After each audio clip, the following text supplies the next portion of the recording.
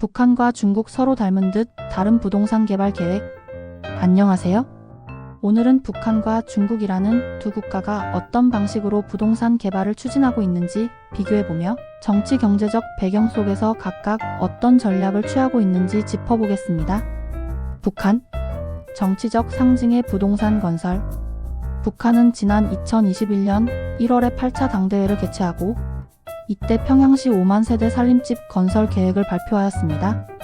2025년 2월 17일자 뉴스원의 보도, 4월 16일자 노동신문의 보도에 따르면 북한은 이후 매년 1만 세대 살림집을 짓겠다는 목표를 추진 중입니다. 2025년 4월에는 화성지구 3단계 건설이 완료되었고 김정은 총비서가 준공식에 직접 참석하면서 체제 차원의 의지를 강하게 드러낸 바 있습니다. 하지만 일부 보도에 따르면 공기 단축을 위한 무리한 날림 공사가 있었다는 우려의 목소리도 있는 것으로 알려졌습니다. 더욱이 자재 수급난과 기술 부족 속에서 품질 저하와 구조적 안전 문제도 지속적으로 제기되고 있습니다. 그럼에도 불구하고 북한이 이러한 대규모 프로젝트를 강행할 수 있는 이유는 고도로 중앙 집중된 권력 구조와 주민 통제 시스템에 기반해 있기 때문입니다. 북한 체제에서의 건설의 의미는 단순한 주거 공간이 아닌 정권 선전과 체제 결속의 상징으로 작동합니다. 중국, 제도 개방을 향한 도시개발 전략. 중국의 경우 중국은 2025년 4월 자유무역시험지대 FTA의 고도화를 위한 국무원 지침을 발표하며 도시개발의 새로운 방향을 제시했습니다. 황구시보의 2025년 4월 21일자 기사에 따르면 이번 정책의 핵심은 단순한 건설이 아닌 제도적 개방의 확장이라고 볼 수 있습니다. 중국은 화이트리스트 제도를 통해 생물의약품과 식품 원료 수입 절차를 간소화하고 디지털 무역, 금융 개방, 산업 클러스터 육성까지 포함하는 종합 개방 모델을 구축한다고 합니다.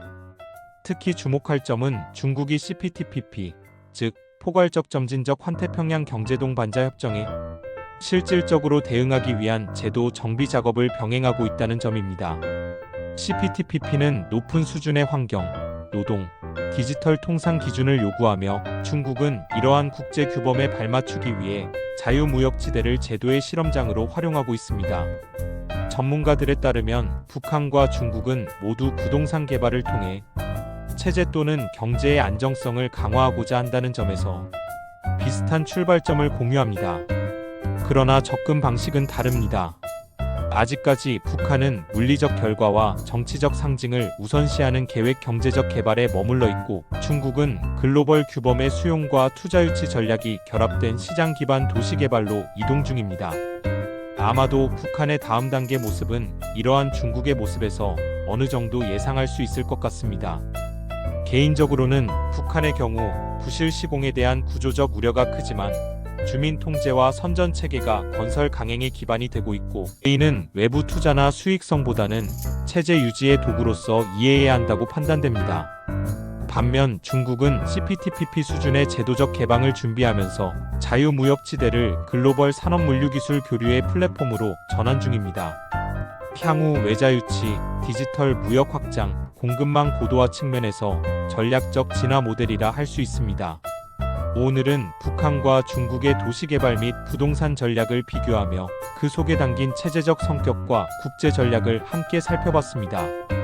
영상이 유익하셨다면 좋아요와 구독 잊지 마세요. 감사합니다. 지금까지 최천운의 부동산 플러스였습니다.